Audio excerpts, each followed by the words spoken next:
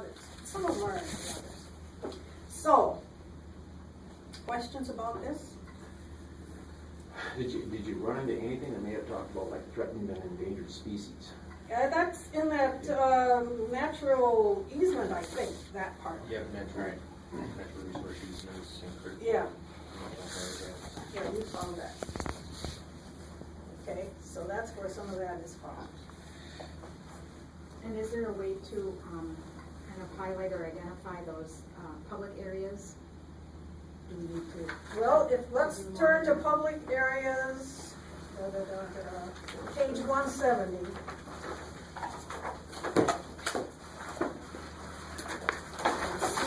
I said I didn't read it word for word, but when I found something that looked like it belonged there, I read it. You gotta identify it like Dan would have mapping of what areas are public lands.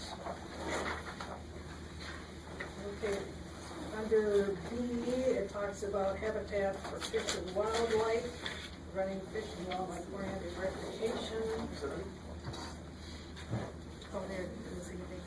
Native ecological communities, habitats, protect enhance natural features. Okay, so that's, when we talk about public areas, we're talking about that. I guess what I'm wondering about is where does, like, schools, nursing homes, daycare, There's somewhere in there. where does that fit, maybe? They need to be given municipalities for the most part. But I thought I saw it somewhere in here where it talked about churches. City limits, they do within city limits. City limits. City limits? Not all churches are within Well, city not all limits, because they're daycares. country churches, Or are all schools in city limits? pretty much, Pretty much? because they want city water and sewer. Not all would have to. Well, I saw it somewhere. I thought it was gonna be helpful. All I did was turn up a question, didn't I?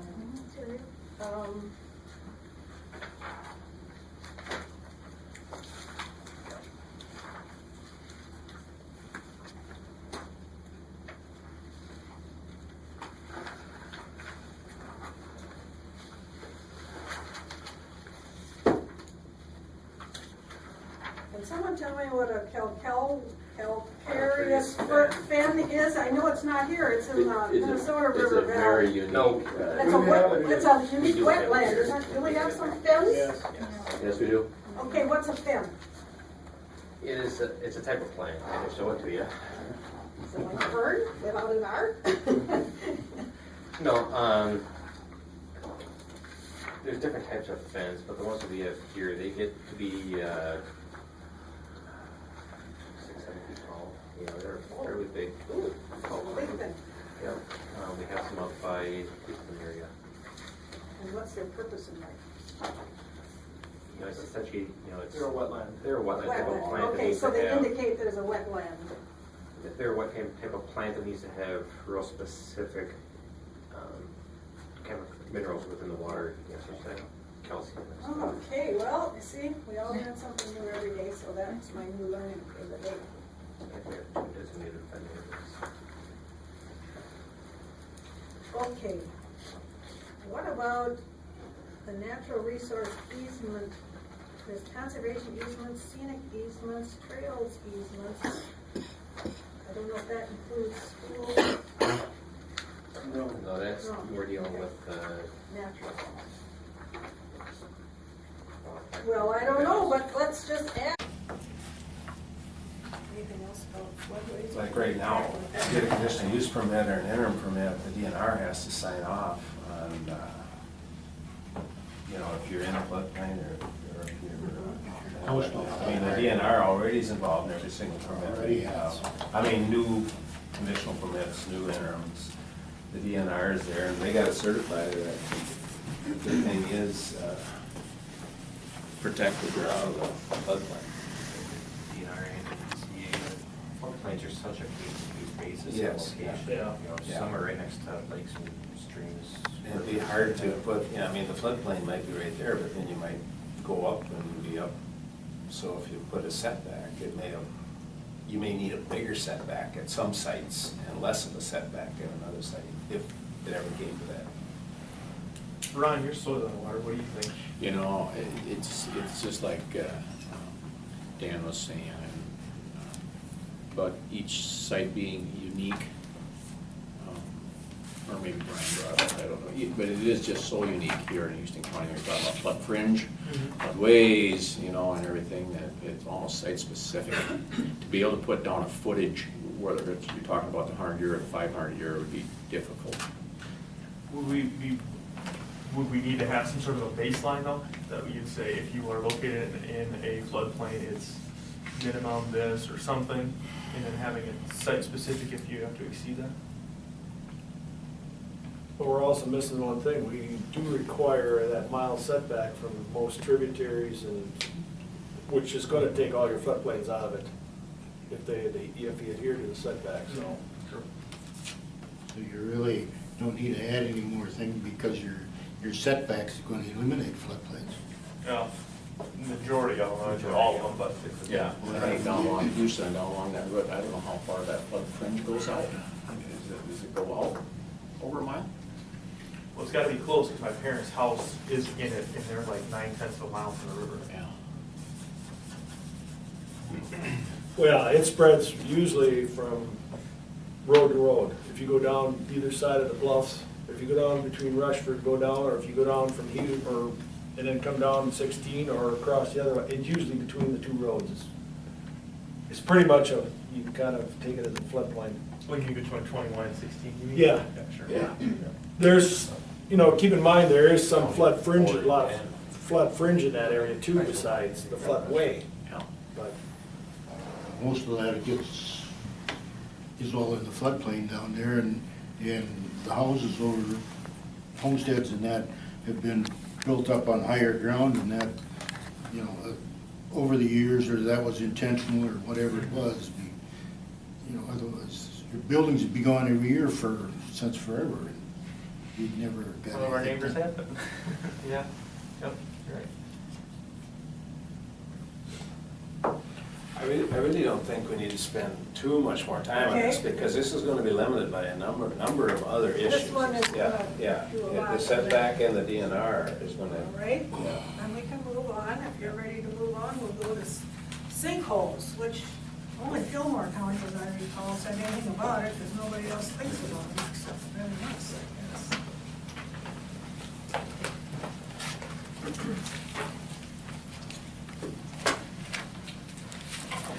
I did some map investigation on that, you know, through both our soil survey and what we've got on our GIS, on our base map on our computer. And I couldn't get the answer as to who mapped those sinkholes that are showing up on there. And talking to some of the soil scientists up in Rochester, it seems like maybe there were some college students and et cetera throughout the years that have identified some of those sinkholes and have mapped them on there. But when you get into Black Hammer, Spring Grove, Wilmington, there's quite a few that are mapped on there. And then knowing, myself knowing where there were some sinkholes in that area, those weren't mapped. So the inventory that's out there is not complete. And I'm thinking when you get into Houston County, that karst topography out there, that you're gonna end up finding more. You know, if someone would decide to start, you know, a mine out there or anything, you've seen it happen already in Houston County. Somebody will come and say, there's a sinkhole not far from there. And so I got an idea, there's a lot more will show up than you know. well, on the other side of it, you know, you look at sinkholes in this area, your map is probably something that's ever changing because of our area, Right. first area, so I mean, Right. it's, Yeah, again, we probably should have setbacks off of it. yeah, even No like one- in the South Fork drainage here coming out of Caledonia, there's probably 2 or 3 appear every year because we're in this karst topography. So Right. they're gonna continue to pop up here and there, but we've treated them with, at Soil and Water Conservation Officer, we've treated them with a berm, so we're right up to them. And some of them we buffer by 50 feet. So I don't know if that's going to be adequate, a 50-foot buffer from a sinkhole, or if we need to have more than that. on these active sinkholes. That there again is open for discussion because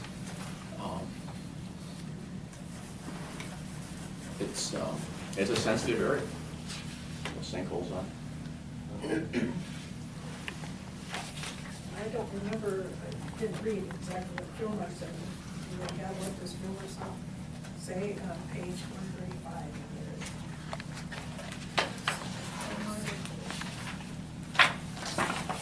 We've sealed a number of them. I mean, we've even treated them that way, and We have a couple of them every year.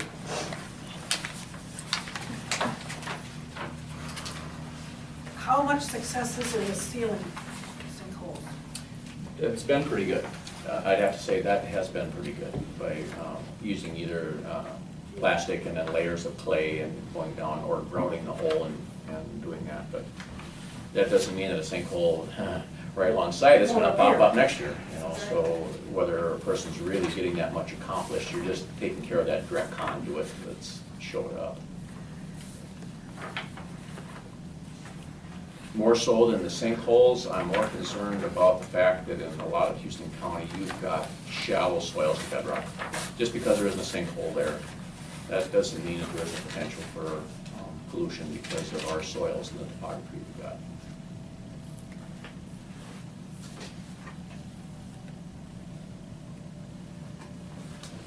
So what would be the primary pollutants that you would consider with a sinkhole? Well, when we're talking about sand mining, or Yeah, just with the mining, what would be our biggest, your biggest concern with sinkholes? well, seeing as how we're not processing, you know, or worrying about some kind of chemicals and stuff getting to them, it'd be just, in my mind, would be the use of the area, you know, whether it's. And any erosion or runoff that would go in there. I think that'd be the main concern, that if they're changing the topography, that it doesn't get changed in such a way to make that sinkhole an entry point, you know. So sinkholes would absolutely have to be protected, or have to be bermed, or have to be either filled and sealed or bermed, or they'd have to be dealt with. But if they were bermed, I would think, you got 50 feet now, right? If we buffer them. If We you do buffer 50 feet. If we seal them, we're right through them. I mean, we work through them. And we used to go up in the place where we had roadways on top, and there Yeah. are roadway ditches. Yeah. Yeah, there's a lot of places where you don't have 50 feet, but ideally you berm 50 feet around it. What happens when they find sinkholes next to a new feedlot? What happens there, Rick? If that's identified next to where they're going to be putting in, they just call for more soils investigations to the Well, there is setbacks from feedlots to, I forget, I think it's 1,000 feet. From a sinkhole, known sinkhole to a, like say, a new feedlot that's going in. Because they're concerned about. Yeah. But if, there again, like our area, you know, we do have a lot of these sinkholes sitting around here, but